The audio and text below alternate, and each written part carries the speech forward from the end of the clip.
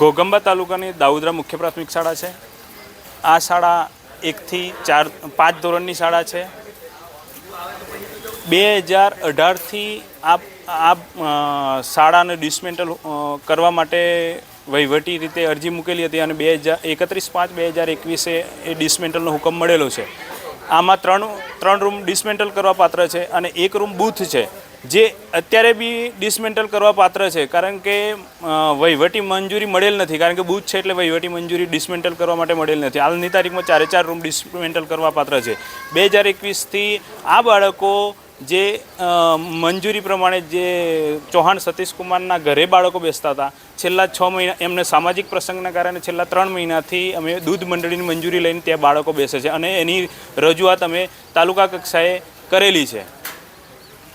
અને અત્યારે આ જે બાળકો છે 37 બાળકો છે, આ 37 બાળકો વહીવટી મંજૂરી રૂમો નહીં મળેલી, જેથી કરીને બાળકો ડેરી ઉપર બેસવા માટે મજબૂર થયા છે।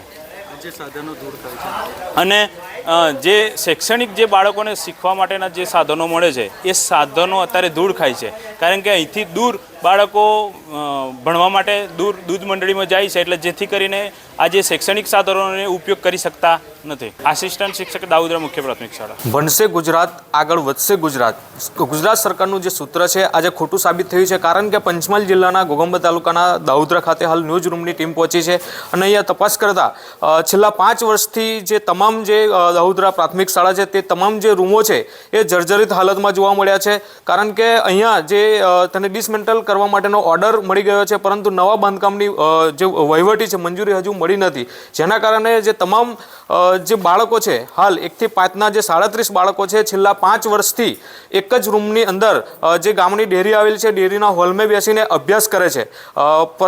તો વિચારવાનું રહ્યું કે 1 થી 5ના જે બાળકો 37 જે બાળકો છે 1 થી 5ના તમામ જે ધોરણના બાળકો છે એક જ વર્ગની અંદર બેસીને અભ્યાસ કરે છે।